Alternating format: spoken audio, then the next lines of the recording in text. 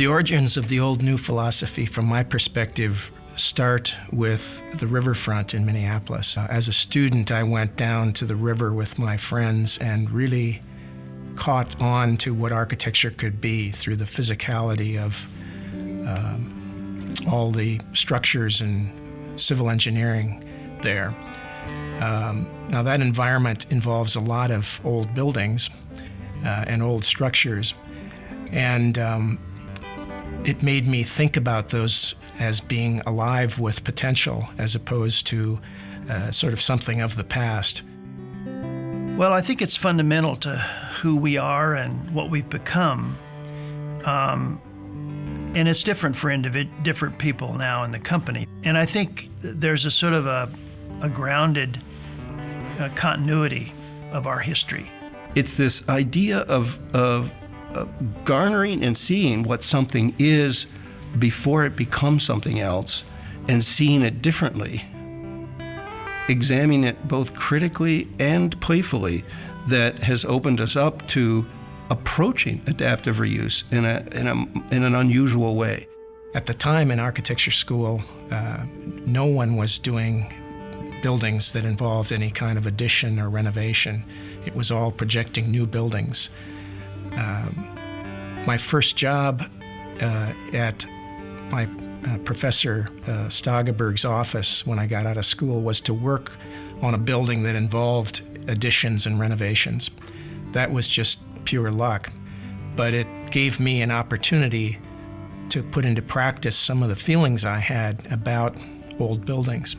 But when I sit down on a scale like the Urban Outfitters project, the first thing I did was go to Philadelphia and spend a weekend by myself walking around the buildings.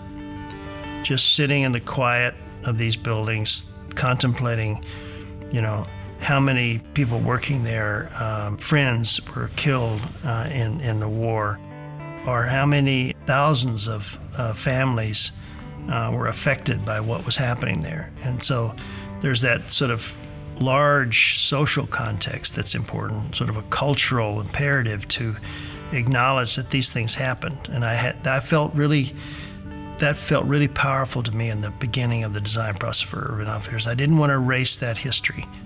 Often, buildings that exist in the world are characterized by experts, by preservationists, by owners, etc., as being something.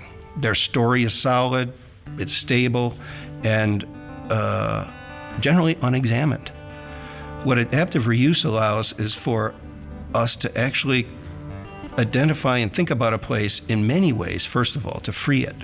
And then to imagine, almost like an editor, imagine how alternative strategies, objects, moves can intervene and play with it alchemically.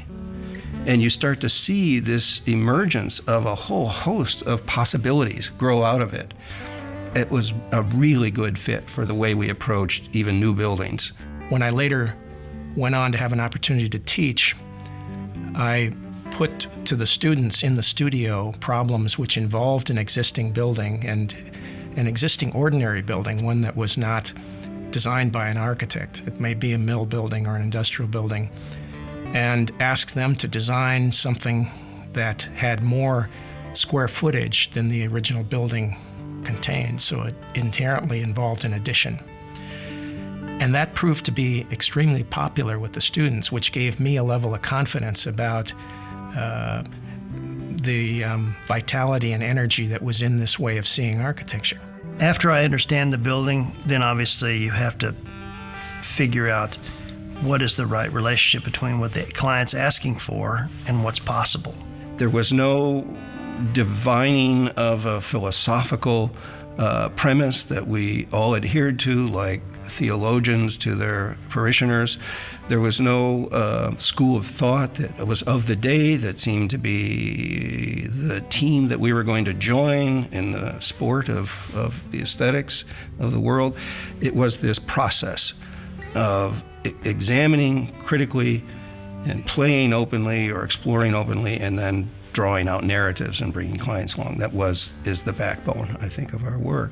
Old New philosophy of MS&R is not about turning back the clock, about going back in time and restoring a building to, its heyday or its glory days of it. Old New is about unlayering the layers of history, discovering the peculiar spaces that were created throughout history and highlighting them. And then inserting our new technology, inserting our new roles as individuals who live by an iPhone or other technology that's handheld, or new technologies of our envelope systems into old existing buildings. So the Old New for me is the intersection between what was once and what is going to be in the future. Not one or the other, but really bringing out the layers or highlighting the best of both of those.